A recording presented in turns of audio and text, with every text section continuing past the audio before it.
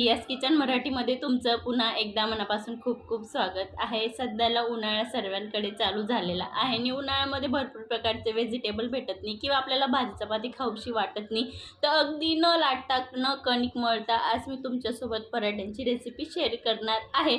आणि खास या पराठ्यांसाठी कोणतीही भाजी वगैरे न लागता अगदी तुम्ही 3-4 पिठांनी देखील हे पराठे बनवू शकता। चला मग न वेळ घालवता आपण रेसिपीला सुरुवात करूया। तुम्ही पण व्हिडिओ न स्किप करता कंटिन्यू बघत राहा। सर्वप्रथम आपण इथं हिरवं वाटण तयार करून घेणार आहोत। अगदी मी इथं 4 ते 5 हिरवी मिरची, 8 ते 10 लसूण पाकळ्या आणि जिरं मिक्सरला आपल्याला फाईन फिरवून घ्यायचं आहे। मी इथं कांदे घेते, बारीक कट करून घेतलेला आहे एक मोठ्या आकाराचा कांदा, आणि इथं मी मेथी घेते। याच्या जागेवर तुम्ही कांद्याची पात किंवा कोथिंबीर आणि स्किप केलं तरी चालेल, माझ्याकडे होती म्हणून मी ॲड करते। हे अगदी ऑप्शनल आहे, नाही वापरलं तरी चालेल।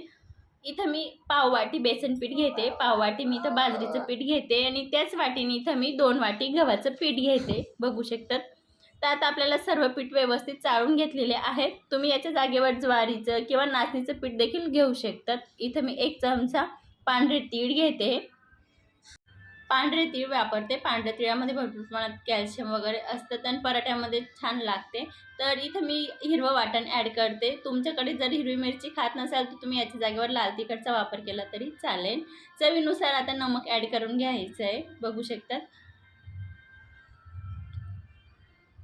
इथं मी पाव चमचा हळद वापर करते, याच्याने कलर पण खूप छान येते आणि हळद शरीरासाठी खूप फायदेशीर आहे म्हणून थोडी मी जास्त वापर करते। आता आपलं सर्व साहित्य व्यवस्थित मिक्स करून घ्यायचं आहे, अगदी या पद्धतीने मिक्स करायचं आहे। आणि मी सुरुवातीला सांगितलेलं आहे आपल्याला जराही कणिक वगैरे किंवा डो वगैरे जराही मळायचा नाही आहे। अगदी आपल्याला खूप सोप्या पद्धतीने आपण आज पराठ्यांची रेसिपी पाहणार आहोत। याआधी तुम्ही बघितली पण नसेल, आपण ज्या मिक्सरच्या भांड्यामध्ये वाटण केलं होतं मी त्याच्यामध्ये थोडं पाणी ॲड करून व्यवस्थित मिक्स करून ते पाणी ॲड करून घेतलेलं आहे। आता आपण थोडं थोडं पाणी ॲड करून आपल्याला अगदी आपण जसं भजी वगैरे किंवा वडे वगैरेंना जसं पीठ मळतो त्या पद्धतीने आपल्याला सैलसर पीठ मळून घ्यायचं आहे, अगदी होईन तेवढं सैल मळून घ्यायचं आहे। भरपूर जण कांदे वगैरे ॲड करून पराठे बनवतात तर फाटतात, तर मी आज तुमच्यासाठी खास न लाटता पराठ्यांची रेसिपी शेअर करणार आहे, म्हणून व्हिडिओ पूर्ण बघा। इथं मी साधा तवा घेतलेला आहे, आपण जो रोज चपाती वगैरे बनवतो त्याच्यावरती मी थोडं तेल लावून घेते। अगदी तुम्ही नॉनस्टिक तवा घेत असाल तर तेल नाही लावलं तरी चालेल, आणि न तेल लावता मी तुम्हाला एक पुढं पराठा बनवून दाखवणारच आहे। आता आपण जेवढा चपातीचा गोळा घेतो मी तेवढंच इथं पिठाचं पोषण घेतलेलं आहे। आता आपल्याला व्यवस्थित होईल तेवढं बारीक हाताने प्रेस करून घ्यायचं आहे, बघू शकतात। जसं आपण भाकरी वगैरे थापडतो त्या पद्धतीने हाताच्या याच्याने व्यवस्थित तळव्याने आपल्याला सर्व साईडला गोल आणि अगदी होईल तेवढं आपल्याला बारीक थापून घ्यायचं आहे या पद्धतीने। आणि तवा मध्यम गरम आहे, जास्त पण नाही आहे, आणि अगदी गॅसची फ्लेम मी लोच ठेवलेली आहे, बघू शकतात। मी तर गोल अगदी पराठा व्यवस्थित बनवून घेतलेला आहे। आणि तुम्हाला वाटत असेल की पीठ थोडं घट्ट आहे तर थोडं पाण्याचा वापर केला तरी चालेल।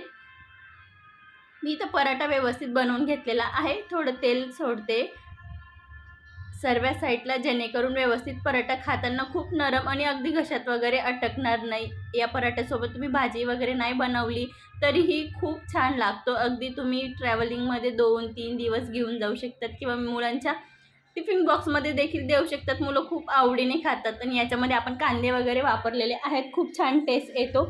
आता आपल्याला दोघी साईडने व्यवस्थित भाजून घ्यायचं आहे, जसं आपण नॉर्मल पराठा भाजतो त्या पद्धतीने। आणि तेलाच्या जागेवर तुम्हाला हवं तर तुम्ही तेल, तूप, बटर तुमच्या आवडीनुसार तुम्ही लावू शकतात, बघू शकतात किती छान इथं आपला साध्या अगदी 3 पिठांपासून पराठा बनवून तयार झालेला आहे की नाही। रेसिपी खूप सोपी, मी परत तुम्हाला एक बिना तव्याला तेल लावता बनवून दाखवते।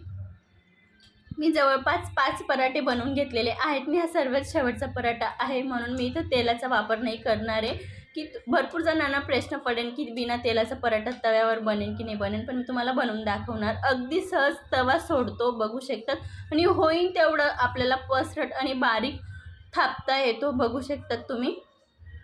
फक्त गॅसची फ्लेम जेव्हा आपण तव्यावर पराठा थापतो त्या टायमाला गॅसची फ्लेम आपल्याला अगदी लो ठेवायची आहे, आणि तवा जास्त गरम असेल तर तुम्ही बंद केली तरी चालेल।